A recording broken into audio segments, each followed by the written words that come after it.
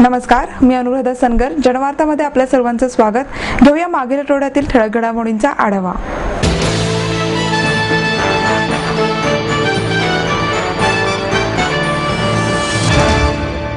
आपलं स्वप्न, आपलं मन, आपलं स्वतःचं घर हेच खरं धन.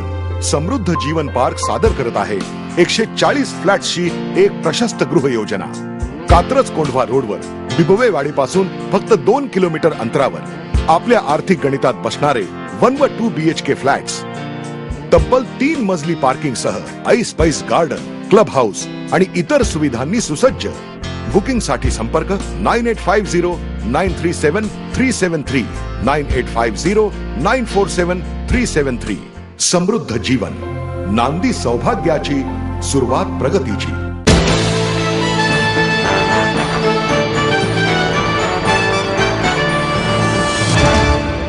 सहकार चळवळ मजबूत करणे आवश्यक असून त्यातील दोष काढायला हवेत, असे प्रतिपादन मुख्यमंत्री पृथ्वीराज चव्हाण यांनी केले. महाराष्ट्र सहकारी मुद्रणालयाच्या वतीने देण्यात येणाऱ्या नरूभाऊ लिमये स्मृती आर्यभूषण पुरस्काराचे वितरण मुख्यमंत्र्यांच्या हस्ते करण्यात आले. नगर जिल्ह्यातील सहकार क्षेत्रातील ज्येष्ठ नेते अप्पासाहेब राजळे आणि ज्येष्ठ पत्रकार विजय कोळेकर यांना या पुरस्काराने गौरवण्यात आले. या समारंभाला महसूल मंत्री बाळासाहेब थोरात, जलसंपदा मंत्री शशिकांत शिंदे, खासदार ॲडव्होकेट वंदना चव्हाण, कृषी परिषदेचे अध्यक्ष विजय कोलते, मुद्रणालयाचे अध्यक्ष विजय पाटील, उपाध्यक्ष अरविंद चव्हाण आणि संचालक अंकुश काकडे उपस्थित होते.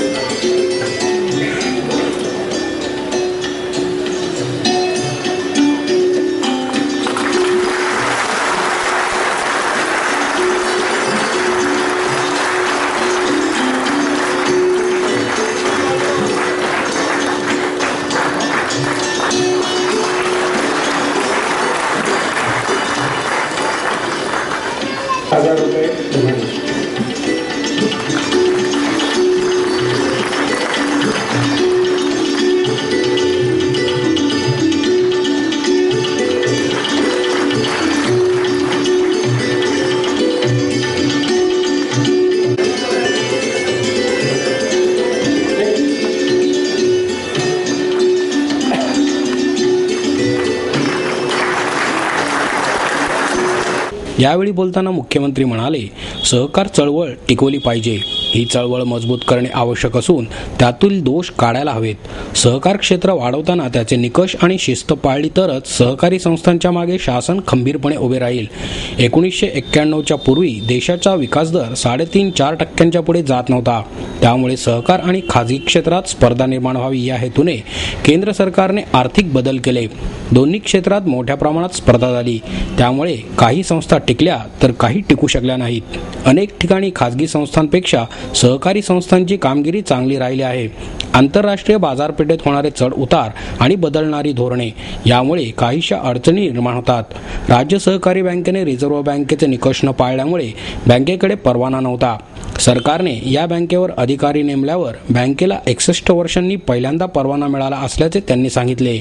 लोकशाही टिकवण्यासाठी विश्वासार्ह पत्रकारांची आवश्यकता त्यांनी व्यक्त केली.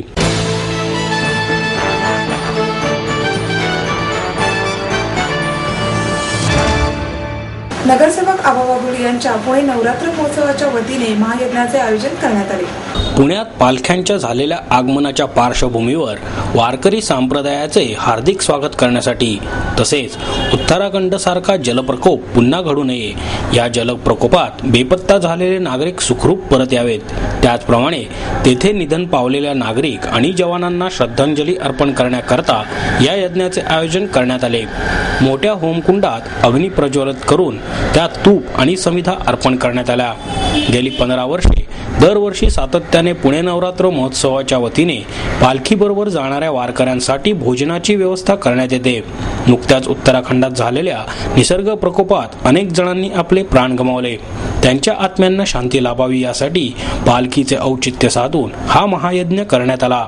या पूजेत वारकऱ्यांसह सुमारे 3000 नागरिकांनी सहभाग घेतला. यावेळी सर्व उपस्थितांना भोजन देण्यात आले. महायज्ञानंतर सायंकाळी भजन आणि कीर्तनाचे भव्य सादरीकरणही करण्यात आले.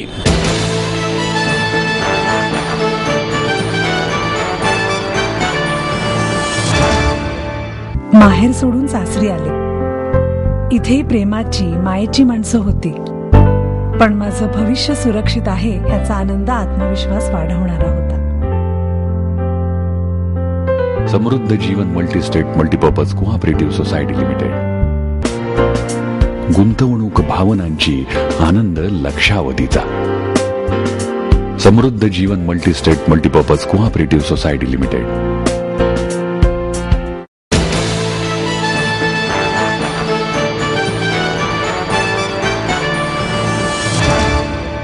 खासदार सुरेश कलमाडी यांचे आशियाई ॲथलेटिक्स असोसिएशनच्या अध्यक्षपदाचे स्वप्न अखेर भंगले. दिल्ली राष्ट्रकुल क्रीडा स्पर्धेतील गैरव्यवहाराची किंमत अखेर खासदार सुरेश कलमाडी यांना मोजावीच लागली.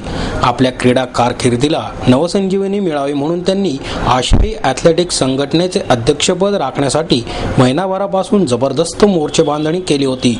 मात्र कोट्यवधी रुपयांच्या भ्रष्टाचारामुळे क्रीडा विश्वात कलमाडी यांची प्रतिमा मलिन झाली होती.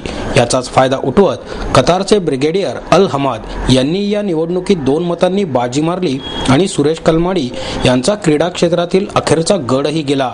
या पराभवाच्या नामुष्कीमुळे सुरेश कलमाडी यांची AAA मधील 13 वर्षांची राजवटच संपुष्टात आली नाही, तर त्यांची राजकीय कारकीर्दही अखेरची घटका मोजत असल्याची चर्चा पुण्यामध्ये रंगली आहे. AAAचे उपाध्यक्ष असलेले अल हमाद आणि सुरेश कलमाडी यांच्यात सरळ लढत झाली. या निवडणुकीत सर्व 45 देशांच्या मतदारांनी भाग घेतला होता. त्यात कलमाडी यांना 18 मते पडली, तर हमाद यांनी 20 मते मिळवत अध्यक्षपदाच्या निवडणुकीत बाजी मारली. निवडणूक अधिकाऱ्यांनी 7 मते बाद ठरवली.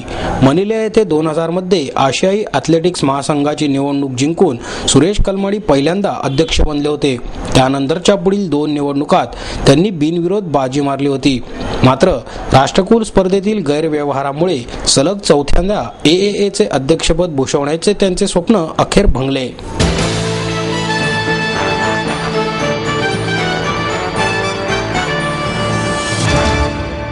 पुण्याचा पिंपरी चिंचवड महानगरपालिकेने PMPला 125 कोटी रुपयांचा निधी देऊन बस खरेदी करावी अशी मागणी PMP प्रवासी मंचाच्या वतीने करण्यात आली.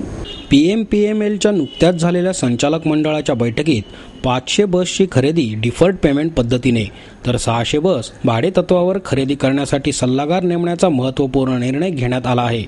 PMPच्या ताफ्यातील अपुऱ्या बस संख्येमुळे प्रवाशांना अनेक हाल अपेष्टा सहन कराव्या लागत असल्याने बसची संख्या वाढवण्याचा दावा PMPच्या संचालक मंडळाने केला आहे. कर्मचाऱ्यांचे नियमित पगार, CNG, डिझेलचा खर्च भागवण्यासाठी आवश्यक ते उत्पन्न PMPला मिळत नाही. त्यातच ही बस खरेदी केल्यास PMPचे दिवाळे निघून वाहतुकीचा खेळखंडोबा होईल. संचालक मंडळाने बस खरेदीचा केलेला ठराव चुकीचा असल्याचा दावा प्रवासी मंचाचे जुगल राठी आणि विवेक वेलणकर यांनी केला. 3 महिन्यात 2 वेळा भाडेवाढ केल्याने PMPचे 6 लाख प्रवासी कमी झाले आहेत. नवीन बसचे हप्ते फेडण्यासाठी PMPला पुन्हा एकदा भाडेवाढ करावी लागेल. यामुळे सर्वसामान्य पुणेकराची लूट होईल. PMPवर बस खरेदीचे ओझे न टाकता दोन्ही महानगरपालिकांनी 125 कोटी रुपये PMPMLला देण्याची गरज आहे. सर्वसाधारण एका बसची किंमत 25 लाख रुपयांपर्यंत जाते. पुणे महापालिकेने 75 तर पिंपरी चिंचवड महापालिकेने 50 कोटी दिल्यास 500 बसची खरेदी सहज शक्य आहे. परिणामी ठेकेदारांकडून भाड्याने बस घेण्याची वेळ येणार नाही असेही त्यांनी सांगितले. महापालिका जर बसेस देणार असेल किंवा राज्य सरकार देणार असेल आणि जर 500 बसेस नवीन येणार असतील तर त्या बस घेण्याबरोबरच इन्फ्रास्ट्रक्चरची डेव्हलपमेंट म्हणजे डेपोसाठीची जागा, त्याच्यानंतर वर्कशॉप्स, ड्रायव्हर्स, कंडक्टर्स, चेकर्स यांची भरती, या सर्व गोष्टी जर झाल्या नाहीत तर त्या बसेसचा उपयोग होणार नाही आणि मग त्या बसेस पांढराहत्ती ठरतील. त्यामुळे ह्या सर्व गोष्टीही त्याच वेळेला झाल्या पाहिजेत. रूट रॅशनलायझेशन झालं पाहिजे जेणेकरून PMPMLचं मॅक्झिमम लोकांना फायदा मिळेल आणि त्यांचंही उत्पन्न तेवढ्या प्रमाणात वाढू शकेल. PMPच्या संचालक मंडळाने नुकतेच 3 ठराव मंजूर केलेले आहेत. PMP ही एकमेव सार्वजनिक वाहतूक व्यवस्था आहे पुणे आणि पिंपरी चिंचवडच्या 60 लाख लोकांना. पण मागच्या 5-7 वर्ष कंपनी स्थापन झाल्यापासून अत्यंत वाईट स्थिती आहे. म्हणजे आधीचं होतं ते बरं असं म्हणण्याची वेळ आलेली आहे. रसातळाला चाललेले आहेत, प्रवासी घटत चालले, उत्पन्न घटत चालले, अपघात वाढत चाललेले आहेत. सर्व असे प्रश्न असताना काहीही त्याच्यात सुधारणा होत नाही. आता त्यांनी ते 3 जे ठराव केलेले आहेत त्याच्यात पहिल्या ठरावात असं त्यांनी म्हटलं की आम्हाला 500 बसेस आम्ही हप्ते पद्धतीनं खरेदी करणार. याचा अर्थ काय, पुणे PMPMLला पुढं 7 वर्ष किंवा 10 वर्ष वर्ष त्याचे हप्ते भरावे लागतील, त्याचा व्याज भरावं लागतील. आणि आपण नुकतंच काही दिवसापूर्वी असं जे पाहिलं की त्यांना डिझेलला पैसे नाहीत, CNGची थकबाकी आहे, पगार द्यायला पैसे नाही, तर ह्याचं हप्ते आणि व्याज हे कधीही देऊ शकणार नाही. तर काय करणार जर देऊ नाही शकले, आणि द्यावे तर लागणार आहे कारण करार होणार, कायदेशीर बंधन येणार, मग ते काय करणार. मागच्या 6 महिन्यात 3दा त्यांनी दरवाढ केली आणि त्यामुळं प्रवाशांची संख्या 11,84,000वरनं 9,81,000 झाली. म्हणजे 2-2.5 लाखांनी प्रवाशांची संख्या इथंच घटलेली आहे आणि याच्या पुढं अजून ते घटत जाणार आहे. आणि त्याच्यातनं म्हणजे बुडत्याचा पाय खोलात अशा पद्धतीनं ते हे डेथनेल म्हणतो की त्या पद्धतीचं हे होणार आहे. त्यामुळं कशाही पद्धतीनं PMPचं कुठलंही इन्व्हेस्टमेंट बस खरेदीसाठी व्हायला नाही पाहिजे. त्याला अनेक पर्याय आहेत. 500 बसेस ते घेणार आहेत. 25 लाखाला एक बस येते. 500 बसेसचे 1,200 कोटी रुपये होतात. तर पुणे महानगरपालिकेने 75 कोटी आणि पिंपरी चिंचवड महानगरपालिकेने 50 कोटी या पद्धतीनं दिले तर PMPला कुठलाही एक पैसा न देता, आणि यांना जे बंधनकारक आहे यांच्या पालकमंत्र्यांनी, उपमहामुख्यमंत्र्यांनी आदेश आधी बरेच महिने आधी दिलेला असून त्याची अंमलबजावणी होत नाही.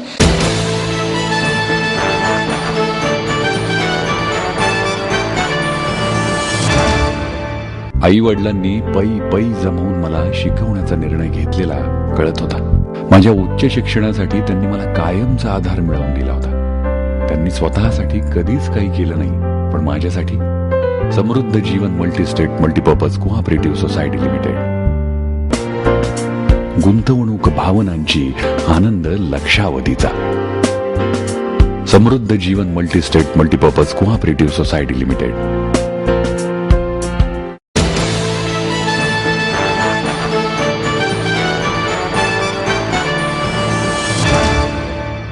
देशाची प्रगती होण्यासाठी इंडियाऐवजी भारत म्हणायला हवे असे मत अंकशास्त्रज्ञ श्वेता जुमानी यांनी व्यक्त केलं. देशाचे नाव इंडियाऐवजी भारत व्हायला हवे. तसे झाल्यास देशाची प्रगती आणखी वेगाने होईल. पुण्याचा विकास दिवसेंदिवस होत असून येत्या 10 वर्षात पुणे शहर देशात प्रगतिशील शहर म्हणून नावारूपाला येईल. पण पुणे महानगरपालिकेने नागरिकांकरता पाणी, वीज आणि तत्सम सेवांकडे प्राधान्याने लक्ष द्यायला हवे असे मत अंकशास्त्रज्ञ श्वेता जुमानी यांनी व्यक्त केले. अंकशास्त्राबद्दलचे जुमानी यांनी 10 वर्षांपूर्वी पुण्यात कार्यालय सुरू केले. त्यांच्या या 10 वर्षांच्या यशस्वी कारकिर्दीबद्दल जुमानी यांनी आयोजित पत्रकार परिषदेत ही माहिती दिली. त्या म्हणाल्या, अंकशास्त्र हे सोपे आणि अत्यंत चांगले शास्त्र आहे. उपाययोजनांवर आधारित अंकशास्त्राचे विज्ञान आहे. भारताचा शुभ अंक 6 आहे तर इंडियाचा 12 आहे. चीन, मलेशिया, वर्ल्ड डिझनीचा भाग्यांक देखील 6 आहे. पूर्वीच्या काळी भारत हा अतिशय प्रगत देश होता. उदाहरणार्थ दुथडी नद्या वाहत होत्या. जर पूर्वीच्याच नावाने आपण ओळख सांगितली तर अधिक प्रगतीही आहेच. तथापि उत्तराखंडमध्ये आलेल्या प्रलयाबद्दल सुद्धा केंद्र सरकारने मदत कार्य सुरू ठेवले पाहिजे. पुणे शहर हे शुक्राच्या 6 या भाग्यांकावर आहे. त्यामुळेच मी कायम वास्तव्यासाठी पुण्याची निवड केली. माझे वडील प्रसिद्ध अंकशास्त्रज्ञ तज्ञ बन्सीलाल M. जुमानी यांचे मला मार्गदर्शन लाभले. अंकशास्त्रात मी 1 दशक यशस्वीपणे पूर्ण करू शकले. आरोग्याच्या दृष्टीने सुद्धा अंकशास्त्र उपयुक्त आहे. अनेकांच्या शारीरिक समस्याही दूर झाल्या आहेत. तसेच भविष्यासाठी सुद्धा अंकशास्त्र मार्गदर्शक आहे असेही जुमानी यांनी यावेळी सांगितले.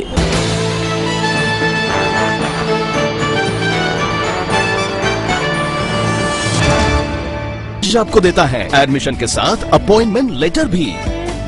बी civil, computers, electronics, electronic and telecommunications, IT and mechanical.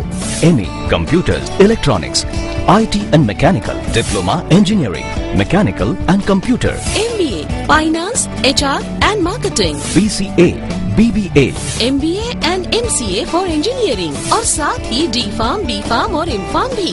Siddhant International School CBSE from nursery to 5th standard. Siddhant College. Transport एवं हॉस्टल फैसिलिटी. 22 एकड़ का विशाल कैंपस. AICT दिल्ली और पुणे यूनिवर्सिटी द्वारा मान्यता प्राप्त.